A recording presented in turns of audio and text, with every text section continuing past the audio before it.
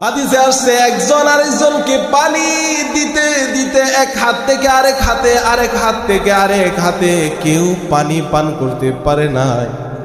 তিনও ভাই শাহাদত বরণ করেছে, শাহাদতের পেলা তারা পান করে নিয়েছে।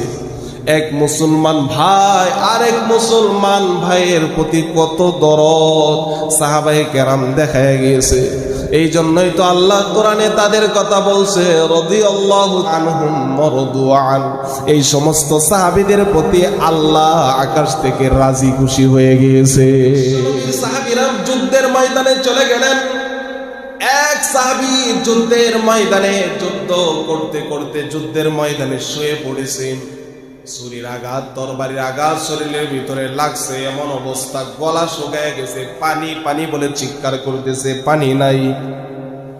এমন সময় এক ভাই ওই মুসলমান শাহাদত বরণ করতেছে, এমন সময় এক ডুব পানি, অল্প পানি নিয়ে সেই ভাইয়ের হাতে দিলেন যে ভাই আপনি তো মৃত্যুবরণ করতেছেন, শাহাদত বরণ করতেছেন, পানি চাইতেছেন, যান একটু পানি দিয়ে দিলাম। সুবহানাল্লাহ বলবেন না?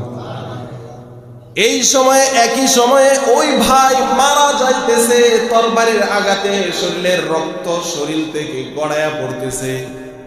এমন সময় ওই ভাইয়ের পাশে আরেক ভাই, সেও শাহাদত বরণ করতেছে, তার চাইতে আরো খারাপ অবস্থা।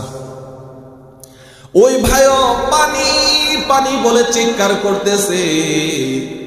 এবার ওই ভাই, হাদিসে আসছে ওই ভাই নিজে পানি পান না করে নিজে মারা যাইতেছে, এরপরে পানি পান করলো না, ওই ভাইকে তাকে দিয়ে দিয়েছে। হাদিসে আসছে দ্বিতীয় নাম্বার ভাই, সে চিৎকার করে পানি যখন হাতে নিলেন, তৃতীয় নাম্বার তার পাশে আরেকজন, তার শরীরের ভিতরেও ছুরি তরবারির আঘাত লেগে এমন কষ্ট অবস্থায় সেও মারা যাইতেছে, শাহাদত বরণ করতেছে। তো ওই ভাই পানি পানি বলে চিৎকার করতেছে। দ্বিতীয় নাম্বার ভাই তৃতীয় নাম্বার লোককে নিজে পানি পান না করে তাকে দিয়ে দিলে। আল্লাহু আকবার। হাদিসে আসছে একজন আরেকজনকে পানি দিতে দিতে এক হাত থেকে আরেক হাতে, আরেক হাত থেকে আরেক হাতে কেউ পানি পান করতে পারে নাই। তিনও ভাই শাহাদত বরণ করেছে, শাহাদতের পেলা তারা পান করে নিয়েছে।